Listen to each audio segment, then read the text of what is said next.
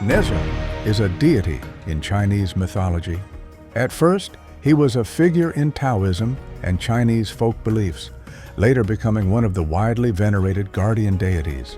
According to legend, NeZha was a prodigy with a unique appearance, his body red, 3 heads, 6 arms, and extraordinary strength, regarded as both a protector and a symbol of divine power. The legend of NeZha originates from Chinese mythology during the northern Liang period.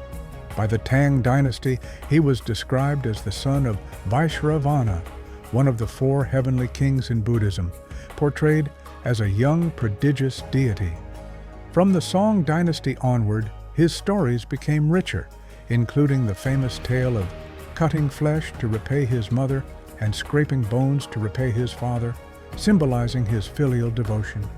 NeZha's image grew even more renowned through literary works such as Journey to the West and Investiture of the Gods, especially the episodes of NeZha Turmoil in the Sea and Rebirth from a Lotus, which established him as a youthful guardian deity. In Investiture of the Gods, according to Fengshen Yanyi, NeZha was originally the spiritual treasure Lingzhu of perfected Taiyi, arranged by Yuanshi Tianzun to descend to the mortal world and assist Jiangxia in compiling the Investiture of the Gods. He was reborn into the womb of Lady Yin as a human, becoming the 3rd son of Li Jing. At birth, he was taken as a disciple by perfected Taiyi, who bestowed upon him, on behalf of Nuwa, the universe ring, Qiankun Quan, and the red armillary sash, Huntian Ling. As a heavenly general, NeZha grew at a miraculous pace. By the age of 7, he was already over 6 feet tall, broad-shouldered, and extremely mischievous. Bound by karmic ties to the mortal realm and destined for hardship, NeZha brought about great calamities.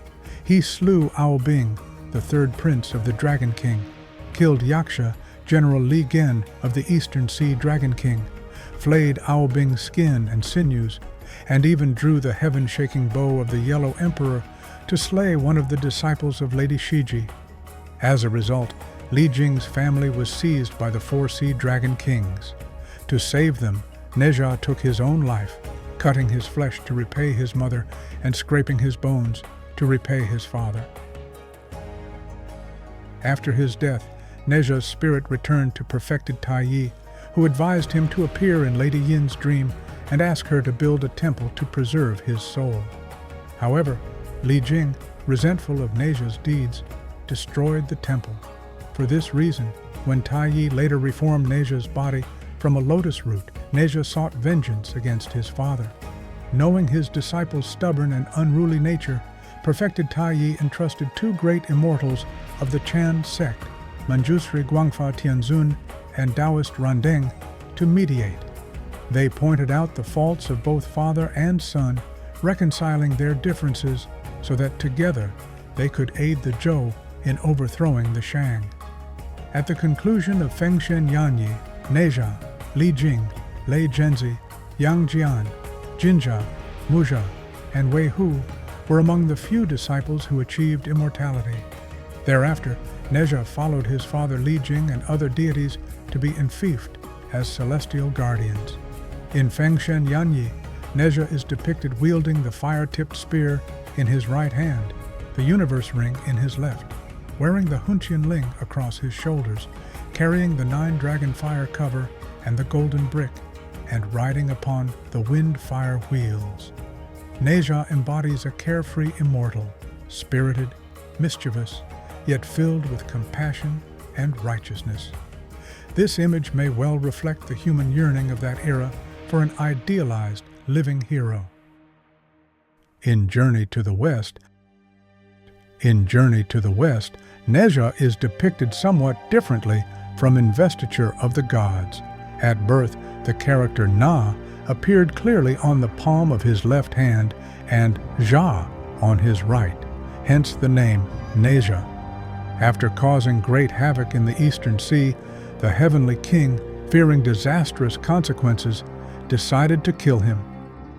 NeZha was forced to take his own life, cutting his flesh to repay his mother and scraping his bones to repay his father, before his soul flew to Mount Ling.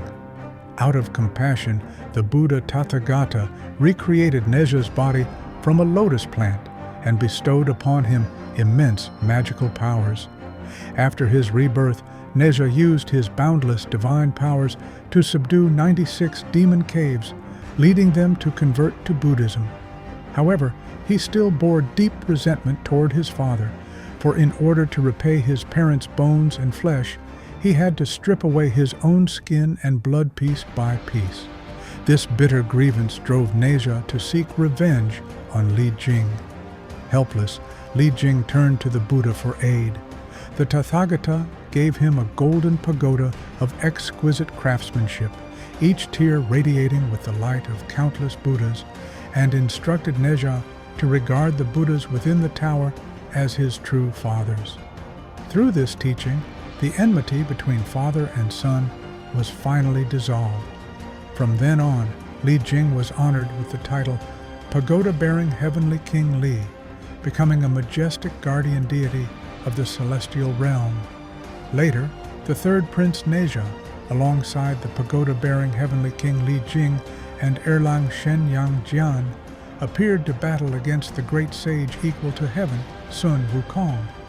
In Journey to the West, NeZha is often described as fearsome in his three-headed, six-armed form, wielding 6 weapons: the demon-slaying sword, the demon-subduing saber, the demon-binding rope, the demon-smashing pestle, the mystic silk ball, and the fire wheels.